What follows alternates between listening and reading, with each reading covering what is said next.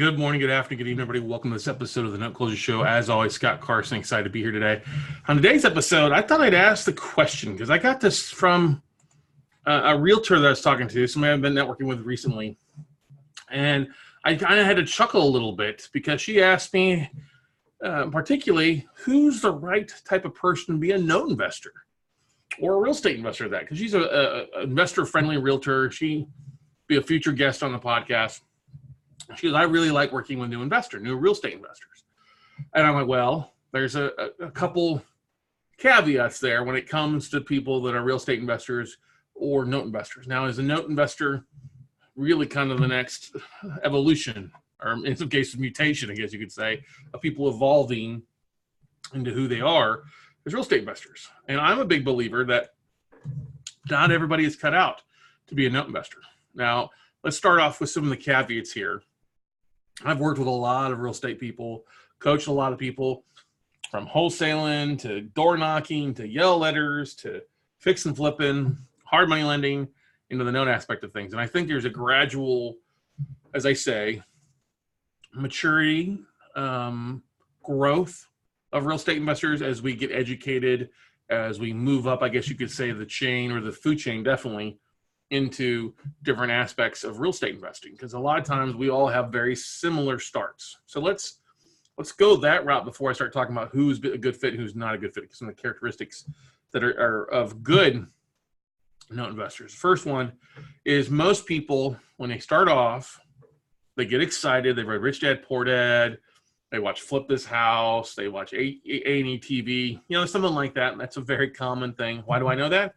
Because that was my way. And as I've talked to people and I bring that up at different places where I speak at, that's always a common denominator in a group. Now, there's that part. There's also the second part of people who have come from a real estate investing background. And by that, I mean they come from a family who's done that from the get-go. So those are two different animals. One that comes from a real estate investing background, or their parents did it, or their relative, or they worked in that aspect of things, is different than somebody who's coming from an outside niche, outside job, outside career into real estate. How is it different? One big thing, and this is a big thing, is education. Now, those coming from a real estate background where they've been educated by family or friends or people that share some things, that's a beautiful thing. They're probably very well educated in their niche of things, but they may not be fully educated on all the aspects. So if they've got from aspect, they understand the basics of comparables and rehabs or repairs or after repair value or hard money, that's a big, great thing for somebody who's coming into a real estate investing side versus because they've got some background. Okay. Now, what's different about those that are coming in from a different career that have no experience, as I said, is education, is they don't know what a lot of stuff that means. They don't know after repair value. They don't know fix and flips. And that's why the education aspect, whether it's an intro workshop or going to, the local investment club and learning that stuff on a regular basis, reading some books is a great way to get started with stuff. But, you can learn a lot of stuff by watching a lot of videos on YouTube online. So basically people coming in, I guess you could say, in the evolution of man, people start off kind of like the chimpanzee. They're learning, they've got a opposable thumb that can wrap around the hammer. They get like the idea of doing, they go out and drive for dollars. They like the tangible aspect of things that they can touch and feel, because that means that they're actually seeing some results. And by seeing results, I mean literally seeing, driving by and looking at another property, mailing out letters, or using foreclosure lists to start off with. That's always a big thing of tangible acts, because they feel like they're doing something by walking to the post office and depositing those postcards, or they're driving around looking at things. That's the big thing. Now, the first niche of investing that a lot of people dive into oftentimes is they get into the aspect of wholesaling or being a bird dog. Let's take it for being a bird dog, okay? Bird dogs are people that will go around, drive, they'll see distressed assets, they may find leads, and they'll forward them to somebody who will determine if they're a good lead. They will determine if it makes sense. And so a bird dog is going to make $500,000, maybe more per lead that's closed for actual good lead. You get 10 properties, only one may end up closing. That's only one lead, true lead that closes. That's all they get paid on. Bird dogs, a very quick transition should be into converting from a bird dog to a wholesaler. Now, a wholesaler is somebody who's going around getting leads. And as I say, it's the spaghetti kind of investor. They throw spaghetti against the wall to see what sticks. They get these lists, they get these leads, they try to get under contract, they try to get the numbers behind it, and they try to blast it out to their database to get somebody to buy. Like I've got 3 emails this morning from wholesalers that I've unsubscribed from who keep sending the same type of stuff. Oh, here's a deal you can pick up at 60%. They may not always get the numbers. That's the most frustrating thing is there's 2 evolutions of a wholesaler. A brand new wholesaler just tries to throw everything against the wall, and the more mature wholesaler who understands the real numbers, the real repairs, real exit strategy, really numbers that need to be, if it's a skinny deal or a good deal, there's the 2 things. A good wholesaler is hard to find if you're a new investor for the most part. Bad wholesalers are really easy to find because they will just throw crap against the wall and try to get you overpay, try to squeeze as much profit out of it. Or they'll often put in their required profit amounts, which will kill the deal because there may not be that room for a $5,000 wholesale fee. Maybe only room for a $1,000 wholesale fee. If the end investor is buying the asset, they've got to do a lot of work and rehab costs and things like that, or foreclosure costs if you're using wholesaling notes aspect of things, longer time frame for foreclosure, it needs more work, or those kind of things. So, bird dog to wholesaler. Usually what happens with wholesalers, then you get to the light rehabs, the people that will don't have a lot of investment. That's why a lot of people get scared and want to be a wholesaler because then you don't have to go out and raise capital. They can just wholesale make quick bucks. So then the next evolution is somebody usually takes over subject to deals, owner finance deals, which are still viable out there, especially when we have a downturn. You'll see a lot more subject to deals. Owner financing is still viable in every city. There are still people trying to sell on their terms, which is totally fine. But light rehabbers is often the next thing up there. Wholesalers, people take over subject to, or then you get into the light rehab. We're talking like paint and carpet, very minimal new appliances and landscaping. That's what they want to do. They don't want to do anything heavy. After, light fix and flippers, then you get into the heavy thing that people that love to, take out the burnouts. They like to strip it down to the studs, do heavy rehab, add a room, add a floor. Okay, do some major, add square footage. You've had a lot of that happen here in Austin, Texas, the last decade. People taking shacks on the east side of Austin and then convert them into from a 900 square foot house to a 2,000 square foot house, and 2 stories versus 1 story. So that's kind of next evolution stuff. But what happens a lot of times along the way is people start making money and they get tired of doing the work, so they move into the money side of the business. Now, what I mean by the money side? Well, they either become a private lender and lending money out, a hard money lender, or the true evolution is they get into the paper side and become the banker. And they like the paper side. Because if a hard money lender's lending money out, private money lenders lending money out, they're literally in the paper game. They're lending money out. They're lending paper out. They're working the paper side. That's why a lot of people want you to be the banker. So the banks are always the biggest. They're the one making the most amount of money, making points. They're making spreads. If they have to, they have the ability to take the property back via foreclosure or dealing. There's a whole lot of different exit strategies. That's why it's awesome to be the banker, as we like to say. Be the man in charge of paper and the deal and going from there. So one of the things that I always love to see too, it's just kind of nice, okay, is people transition. Oftentimes people will have their fingers in a couple different buckets. They do a little bit of wholesaling, they do a little of landlording. Landlording would be really between those that do light rehabs to put a renter in versus the heavier rehabs. A lot of people don't want to do multiple things, or also some people like to do other things. They want to try to be a jack of all trades. And they often, as I say, they limit their earning possibility because they're trying to run all over trying to do things. Like I only say this because I experienced this myself. So, there's experience too. They're trying to be a landlord. They want to do some fix and flippers. They're going to wholesale. I've been in big masterminds of people that were literally running themselves to death because they were trying to do too many things at once. Okay. And that's probably the first sign that you probably would not be a good note investor. Okay. Is you can't be a jack of all trades in this business. You can't try to do everything yourself. You've got to put systems in place and you really need to be focused. Now, I'm not saying that when we buy notes, does that end up with REOs? Does that end up with some people that think, yes, you may be able to do 2 strategies. Okay. That's not saying you want to do occasionally here and there, dabble and stuff, but to be a really good note investor, you have to really be focused more than anything else. You'd be focused on that one niche of buying debt, or the one thing of buying performing notes. That's the people make the happiest people that can be focused on one thing. They got enough money coming in, and they go that route of being happy. If you're happy, you know what? Clap your hands. All right. Is that they're the focused people. All right. They're the evolution. Like the realtor's talking about her dad who buys and invests in mobile home lots. And that's all he wants. He's got 13 to 20 mobile home lots, not the home on top of it, but he basically the chattel aspect of things where he's renting the land sometimes for 10 years to the people that are putting their mobile home on. If they don't pay, he hauls it off and lets somebody else come and move in it. And that's what he likes. There's a cash flow from it. Pretty easy. Not a lot of repairs, not a lot of work done to it.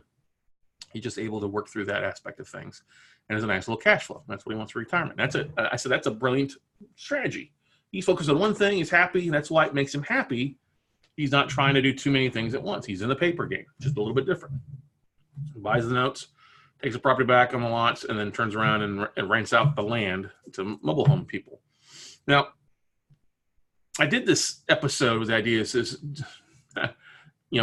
so you think you could be, characteristics of a good note investor, and I almost want to say characteristics of a bad note or real estate investor. Okay.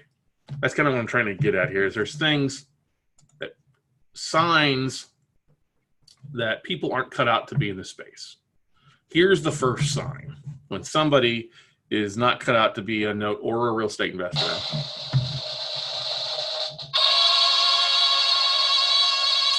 Is they are going to everything they can possibly go to. And this is the thing that frustrates me the most when I've had people come in who have fallen into this, where they're constantly going to everything to be the educated idiot. And I say educated idiot because I say that it comes from a place of love that I want them to focus on something. But when people are constantly going to the trust thing, going to the special assets thing, the note deal, or then they're running off to the rental thing, or they're running off to self-directed IRA thing. They're constantly going to all these different things, apartments, self-storage, mobile home parks, long-term care. You will never be successful trying to major in 12 things. If you think about it, if you go to school, they tell you to pick a major, right? And the only time they tell you to pick a double major is usually when it's accounting, okay? But finance. That's because they go very well together. Other times when you're trying to do different things, you would never graduate. And that's one of the things that you have to focus on in the school of real estate. You've got to pick your major. You can be undeclared for a while as you're learning and going from there. And that's great. But at some point, you got to plant your flag and decide you're going a direction. You keep trying to change your majors, you're never going to graduate into a true note or real estate investor. That's why I tell people, like, listen, notes are great. If you have a full-time job, great. Then notes need to be your side hustle. If you're trying to do too many things, then notes are not going to work for you. You're going to be frustrated because you're not going to focus on one thing. You're going to be all over the place, shiny object syndrome. Oh, what was that? And move around, okay? So that's the big thing. If you find that you're one of these people that signed up for a master's program in real estate that takes you to 10, 20 things, or you find yourself attending something on real estate every weekend that's different, not the same thing, they're different niches, you aren't cut out to be a successful note or real estate investor. Very sad. You aren't cut out to be, because you're one of those people that's going to waste time and waste money and never implement anything because you never have time to put the things you learn at those workshops or those conventions into actual actionable items. Okay. That's one of the most important things I could tell you that you have to do. Be focused and give yourself time to be successful. Now, another characteristic of person or characteristic of people that aren't going to succeed is, I'm going to say this, it's good to have attention to detail, but if you're overly anal and have to be a perfectionist in everything you do, every marketing piece, you're not cut out to be a real estate or note investor. You may want to go into staging. You may want to be a mortgage broker. You may then want to be a real estate agent. And I don't count those people as investors. They're vendors that work in real estate. They are not true real estate investors. Because if they have to be perfect about the sign or perfect about dotting every T, crossing every I, I'm sorry, every deal in real estate investing, whether it's notes, fix and flips, whatever, there's going to be issues. There's going to be mold. in a house. There's going to be an AC that gets ripped off. You're going to have a garage burnt down, like just happened at one of my properties, one of my notes. Kid was out in the garage playing with matches, burned the garage down. Okay. If I was a perfectionist, I'd be flipping out. Oh my God, it doesn't work.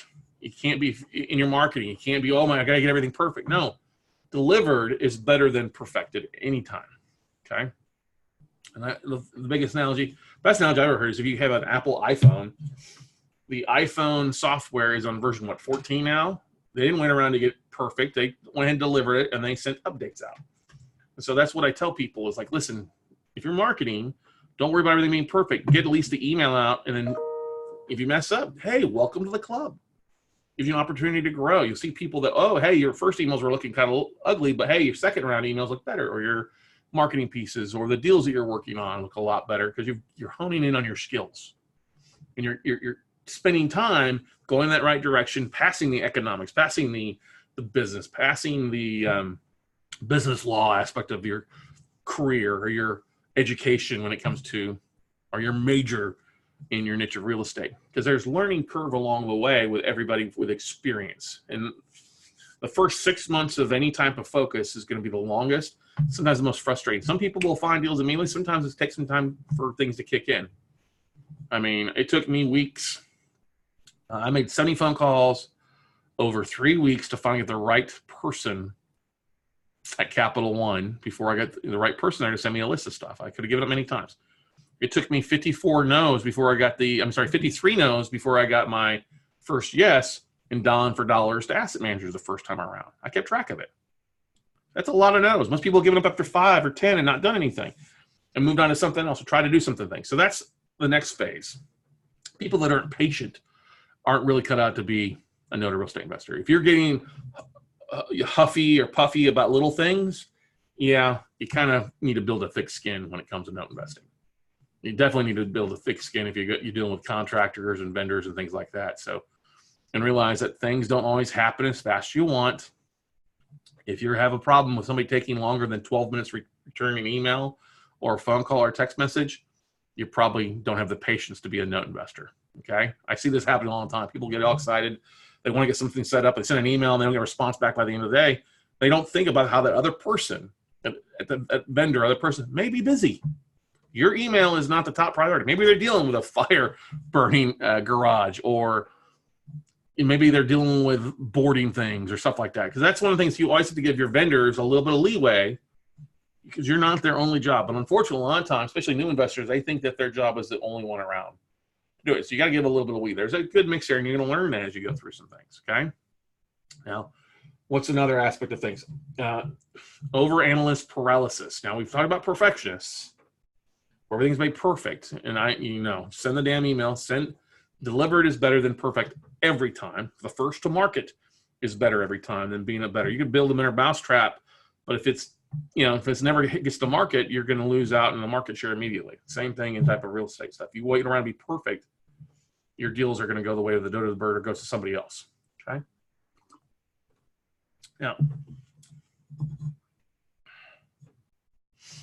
people that suffer from overanalyst paralysis are not good in the note space or real estate investing space.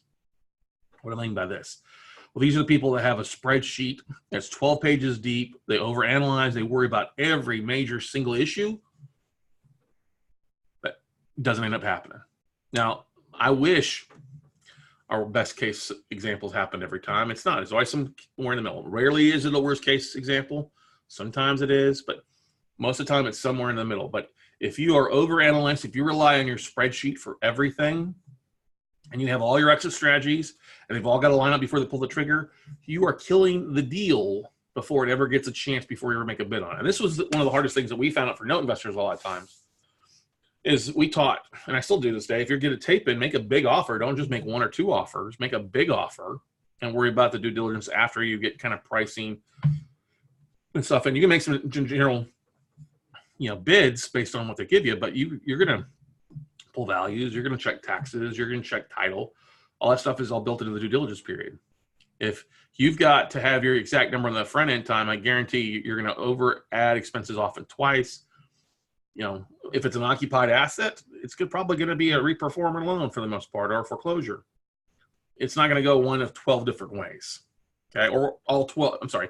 It will go one of 12 different ways. It's not going to go all 12 ways. And you have to kind of weigh what you're looking at to see what the most likelihood. If it's a vacant property, it's not going to be reperforming. Okay. Let's just put it that way. So that's the thing. A lot of people I see struggle when they get in the note space because they get overwhelmed by a couple of things. One, they're not focused enough on markets. Don't try to do 12 markets, focus on 1 or 2 markets. And those could be deals in states or cities when they try to evaluate everything. And I see this this happens a lot of times when people come into note investing space, especially if they're a realtor, a mortgage broker, for the most part. They come into the real estate space basing especially their knowledge of real estate for tangible assets. They will offer overbid, overvalue regular assets. I'll give you a great example. We had a realtor working with us a couple of years back. Nice guy, but he was not coachable. You know, he was going to work with us. Just okay, you need to watch this training. Well, you can tell he never watched all the training because when he got to the point making bids, he was overbidding assets. He pulled values on some of these assets that were at say $200,000 value, but they only had $75,000 payment. He was bidding at $150. I'm like, why are you bidding this at $150 when they only own $75? Because it's worth $200 and we should, make an offer at 75 cents a dollar. I'm like, that would make sense, but the debt's only $75,000. It's like 30 cents a dollar. You should be way below that. You didn't read or didn't listen to the workshops. You don't do that. And so we see that happen. People come and look at, they have to understand the numbers are different on the note space versus the fix and flip space. So that's a thing. People overanalyze things without understanding. Hey, it's going this way. You can cut a lot of this crap out. You can cut a lot of these expenses out because it doesn't fall into that thing. But people will overanalyze because they come from a scarcity mentality. Scarcity and scared, oh my God, mentality. Afraid something's going to go wrong. And you can't do that. You've got to take a deep breath, quit overanalyzing. Maybe you need to write it on a dry erase board. And this is what I say for fix and flipping or my space. One of the most valuable things in my first 2 years of the note space is that I spent late evenings, being a single guy in my office at dry erase boards on 3.5 of the walls, and I would just work through the deals. What happens with this? What happens with this? What happens with this? And it's still one of my favorite activities to do when we have our coaching students in, is to go through, okay, what happens with this? What happens with this? Okay. And that's the thing that you have to look at more than anything else is that how many deals are you working through? Okay. That's a big facet of people that are overanalysts is how many deals are you really working through, or are you just relying on a spreadsheet? And that's the thing that most people struggle with is their ROI, as we talked about, their ROI calculator double bills the expenses, or they're looking at a formula versus using common sense looking. They may build in, rehab costs. Well, house doesn't need to be rehabbed. Somebody's living in it right now. Well, what if I have to, well, no, they've made payments of 8 months straight here and they're paying extra. I doubt they're going to default. Okay. Not going to happen. So that's the thing you have to look at. You have to look at some kind of common sense underwriting when you're looking at deals versus the perfectionist stuff or the overanalysts. Kind of fall in the same category. Overanalysts more so than anything else. Okay. Lazy people don't do good as real estate investors or note investors. And what I mean by lazy, people that are looking for the least amount of work to do. If people would rather watch TV than do things, people would rather not do marketing. They'd rather do other things, hanging out, drinking. And you see this. People call me all the time and they're like, hey, I'm having trouble finding deals. And the first thing I do when I'm talking on the phone is I'll jump on their social media and take a look at what they did. Oh, looks like you celebrated a weekend at the golf course. Oh, hey, you're out on a boat for the last 4 weeks straight. What are you doing for your note business? Nothing. Well, it shows. And I get people that call me all the time like, hey, I need no deals. And yes, I know I should be sending more emails. I haven't sent an email out in 2 months. And then if you already know this, then go ahead and do it. Okay. Well, I don't want to do that. Okay. Then you're telling me you don't want to do more of what needs to be done. We talked about an episode earlier about doing the OR a little bit more. Lazy people just need to stick to being in a job. If you want to get ahead in life, you've got to do extra. You've got to go out and attend those workshops. Initially, you've got to show up to class on time on your major. Okay. You've got to do the things. You've got to market. You've got to build these digital assets. What do I mean by digital assets? You got to have a website. You got to build social media presence. Do some videos, okay? Those are the things you got to do. And now that kind of takes me to the next phase. That's really becoming more a reality in this world of high tech, is those that struggle with technology or social media or fighting marketing don't need to be in real estate not investing. Whether you believe it or not, we're all in the media space these days. We're all in marketing. And you've got to endorse those things. Otherwise, you're just a laborer, or you're going to be working for somebody else. And I see this, especially when it says, but with elderly people, elderly, I'll just say a little bit more seasoned, people that don't understand social media. They don't want to do it. They've fought it for years. They're not going to find the same deals that you or I are going to do. They need to do something. They should be doing something that just makes sense for them. All right, maybe they just need to be a landlord and have their rentals or stick to the fix and flip stuff that's they've got. Okay, because if you're doing something, I want to do something different, you've got to involve and embrace the technology aspects of going on today, so that you can get in front of asset managers. You can do some marketing pieces that work on it. Because if you're not marketing, you're not using video these days, you're definitely behind. Okay, and those real estate investors, those note investors that are using video and other marketing are really doing a kick-ass job of finding deals and really taking their businesses to that whole next level and really evolving. They're going from a landlord to being a lender. Or they're getting more deals sent to them. They're building a bigger online profile. As we talked about building those digital assets, that's a big thing. Okay, so if you're not interested in doing that and you don't want to do that, you hate Facebook, you hate YouTube, great. You're going to hate real estate because you're not going to have as much success, because it's not the same thing of just dropping 10,000 postcards or 10,000 yellow letters. That's what used to work, posting 100 bandit signs out. I'm not saying those things don't work great. It's a lot. You got to do a lot of work to get few results. And everybody I talk to, my friends, we've had Jason Bible on here from Mr. Texas Real Estate, talking about how when he was running Houston House Buyers, they would drop their budget monthly was $35,000 for marketing. Okay. That's a lot that most people don't have. Most people have extra to drop 50 letters or 100 letters with stamps. That's an extra $50, $100. Most people are bootstrapping their real estate.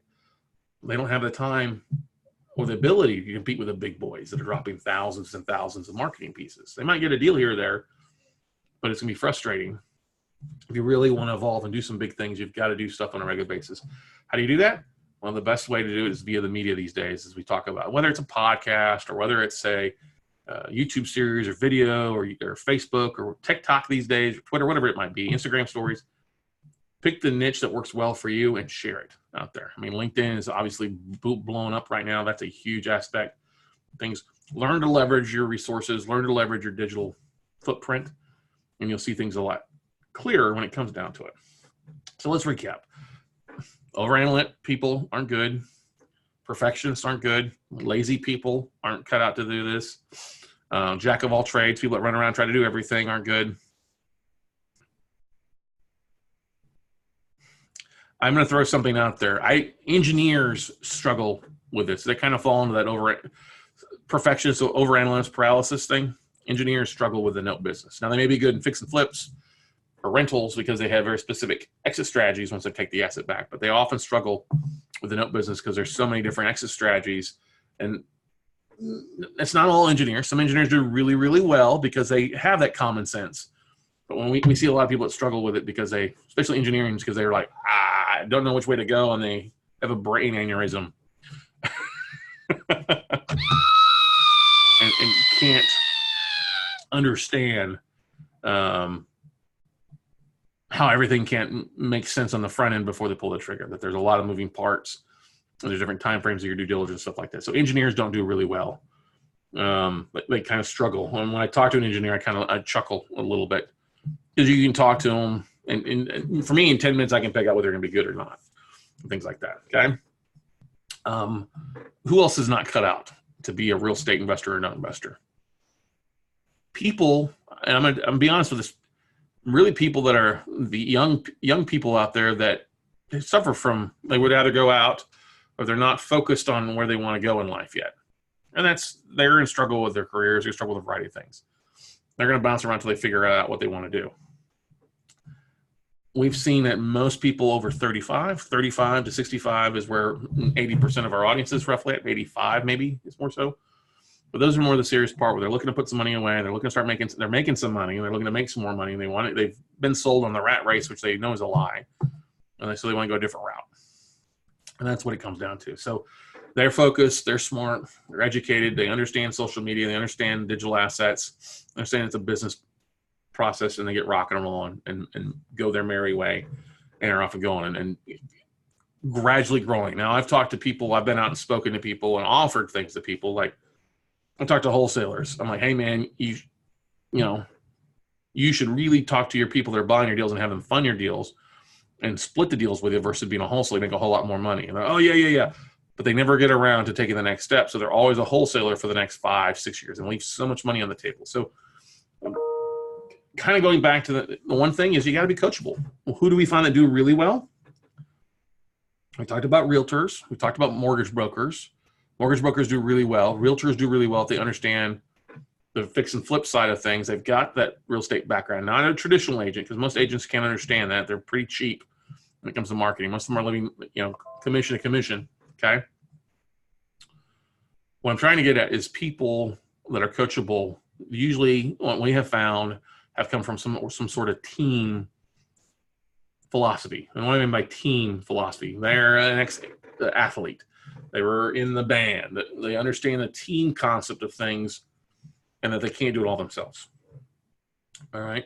They understand that there's a camaraderie and they're able to delegate. They do their job. They put other people into doing their job, but they understand and set clearly defined goals that they work through. They work through KPIs. And KPIs are key performance indicators. They set goals for themselves and they work a plan. Okay. Those people do really well. Patient people do well, as known in real estate investors, because oftentimes people want a quick hit. Oh, I need success in the first 30 days. Otherwise, I'm going to move on to something else. That's not always the case. All right. So those are some of the things. Other things that I see people struggle with. People that are looking, they're broke, and I hate to say this in derogatory fashion, that they're looking for money just to pay the bills. Look, if you're looking for money just to pay the bills, you need to get something solid underneath you. Real estate investing can make a lot of money. Notes can make you a lot of money, but it's not a get rich quick aspect of things. So sometimes people just need to have a job, make sure that their bills are paid, make sure the ship isn't sinking, and then spend time in the side hustle learning real estate investing, learning the note business. If you've got, especially got a spouse and kids, I people, I quit my job today. I'm like, no, what are you doing? I hate my job. I know I can do this. Well, did you have to quit? No, I could have quit at the end of the year in 3 months or 6 months. Well, then build yourself a bit of a runway with savings and systems. Build that first, because you're going to fall flat in your face. You're going to hurt. I only say it because I've been there. Okay. I fell flat in my face hard. Not all due my own fault being laid off, but I was like, oh, I don't need to get another job. I'll just do this. And boom, no. 9 months later, I'm a deadbeat borrower. Okay. So that's the thing. If you're trying to make a lot of money quickly in real estate and you're brand new to it, get a job. Get a job. Take some time. Learn on the side. Build you a runway, 6, 12 months savings. Get some experience. Understand where you're really going. And be coachable. Get yourself a mentor. People that think they know everything struggle. People that don't reach out for help aren't cut out to be a real estate or note investor. Those are the people that will end up failing because they think they know everything. They won't ask for permission or ask for guidance or counsel, or they ask opinions of idiots out there that have no experience in it. So that's one of the big keys of people that I see, that they're coachable. They're not afraid to ask questions. Those are the characteristics of people that are going to make it not only in the short term, but also the long term. And by the long term, I mean longer than like 2 weeks. Okay. One of the key things when I'm talking to people before they come into our coaching program, I say, what have you done? What are you focused on? What's your goals? What do you want to accomplish? And if they're all over the place, I'm like, it's not good. I had a guy call me, Eugene, just the other day. He's like, oh, I want to be in your coaching. I'm like, wait a second. This doesn't, you're brand new to stuff. You opted into something. You just need to get educated first. You need to watch some videos, listen to podcasts. You need to understand what you're on. If you don't know what AOM is or ARV is, then you're going to struggle. You know, that's not a good place to be in,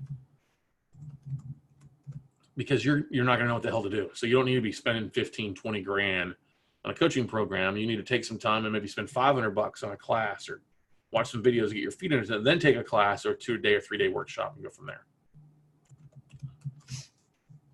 That's the biggest thing. Now, I think mentors are a good thing. Some people say, oh, you can get all this free information out there. Yeah, but free information, okay?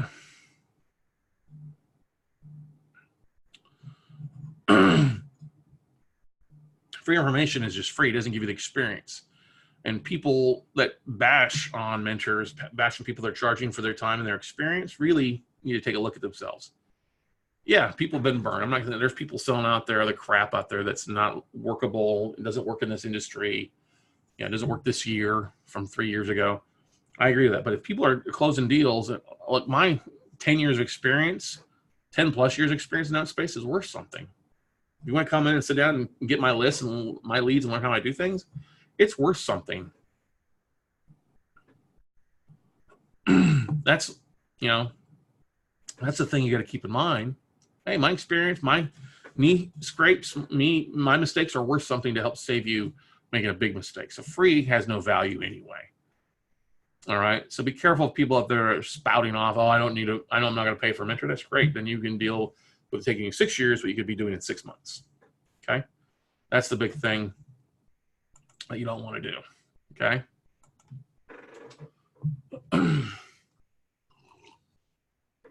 So that's what I mean when it comes down to, are you cut out to be this? Do you have the cloth? Do you have, come from the same cloth that's successful? Because there have been plenty of investors who've screwed up in the past. I mean, so many real estate investors a decade ago with a downfall and then the mortgage and banking debacle in the RTC days, in the end of the 2009, 10, went through shit. I know investors that have lost millions and millions of dollars. Okay, they lost it. They just waited. They licked their wounds. They put down their goal for a little while, got their feet back up underneath of them, doing something, and then went out and started building something up again. It's going to happen. Success is not an overnight experience and not an overnight thing. It takes years of experience. It takes years of going through things. It takes, you know, success. If people say, I want to get rich in the next, I want to close on 50, 100 deals the first year, and you're closing your first one. So let's get you closing your first one. This is some realistic expectations. Okay. Talked before earlier, know your numbers and live by those numbers. People want to argue with me all the time. Like, oh, I'm going to close 100 deals this year. Great. How many hours a week are you working on your job? 80. I'm like, it's not going to happen this year. What do you mean? I'm like, you don't have 10 hours a week to do. Yeah, I can. Like, you're married with kids. You don't have 10 hours a week. You might have 2 to 5. You have to do the 2 to 5 activities. And set your goal is to get maybe 5 or 10 deals done. You know, if you can get 1 a month done, that's a great start to your first year. Okay. That's all I'm trying to get at, everybody. You know, and there's exceptions to every rule. I've always said this, okay? There's exceptions to every rule, so I'm not bashing on people and things like that. People can learn. People can evolve. Everybody does, all right? But what I'm trying to get at is if you find yourself falling in one of those niches we talked about before, uncoachable, perfectionist, over-analytical, okay? Especially in those things, you have to learn to have a true, okay, I'm going to send this out. I'm going to get this done. I'm going to get better. I'm going to get better. I'm going to get better. I'm going to get better. Okay. And then that all leads to really the ultimate thing. If you want to do something big, you can't do it all by yourself. I see people out there, and I've made this mistake in the past, is I try to do a lot more than I could do with myself. The minute I hired assistants, the minute I hired asset manager, the minute I hired VAs, it suddenly helped me get better at what I was doing. It helped me evolve. It helped me do more and be more effectively and efficient at what I was doing anyway. And you're going to have people come and go from your business. You're going to have to hire. You're going to have to fire people. You know, hard people. I mean, good people are hard to come by. But the thing is, if you want to do big, you've got to hire people. It can't all be you and your spouse. And I see speakers and educators out there, and I just get to the point where I just start blocking them because they talk about, you know, things and their stuff. And I'm like, I know you. It's only you and your wife. There's no way you could be doing that. No physical way you'd be doing what you're doing, because I know you're not. I know you're traveling. You're not an expert at all this, even though you say you are. You're not. And that's the big thing you don't want to deal with is talking heads.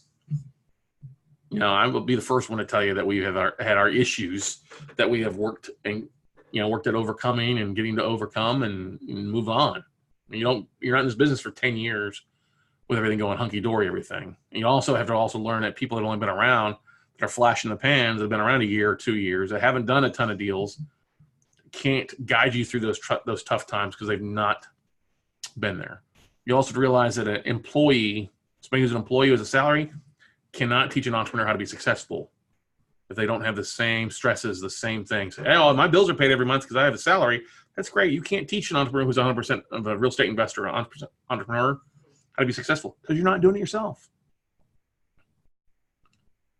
If you're involved in a coaching program where you get to call a 1-800 number and talk to somebody who's making $18 an hour, $20 an hour on a call line, and they're flipping through a handbook to answer your questions, that's not good. There are a lot of training and coaching programs are that way. Not a good thing to do. So guys and gals out there, I encourage you all, especially as we're coming to the end of a decade and the start of a new 10 years in 2020 here, and it's just a short few weeks. Look at where you're at.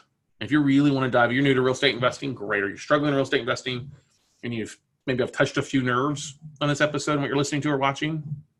First of all, don't be pissy, okay? Grow thick skin, grow a pair, and realize I'm here just to try to help you. If you have issues and are looking for help, hey, feel free. Drop me an email, scott@weclosenotes.com. Shoot me a text message. Share a message on Facebook or YouTube, and I'm glad to schedule a phone call to try to help you overcome those obstacles or give you some options and give you some counsel to what helped me overcome it or point you in the right direction of somebody you need to talk to. It doesn't have to be about notes. Scott, I really want to be doing on this. I want to go this route. Who's the great person to reach out for this and that? And I'll be the first one to tell you, hey, that's not me. It may be this guy. If you want apartments, call Corey. Call Corey Peterson. Oh, you want to do wholesaling? Sean Terry is probably a good one. There's a whole variety of different people out there that are experts in their specific niches. They have majored or they've gotten a PhD in their major section of real estate. They're focused, and they're often happier because they're focused on that one specific niche. So I wish you all best of luck, everybody. Go out, make something happen. Take a look at it. See if you're cut out to be another real estate investor. You need to do it just as a passive thing on the side, maybe syndications or, being a private lender at 12% or, investing in, I don't know, a crowdfunding thing or something like that. Hey, great. Unless you're still doing a much better return than you doing nothing.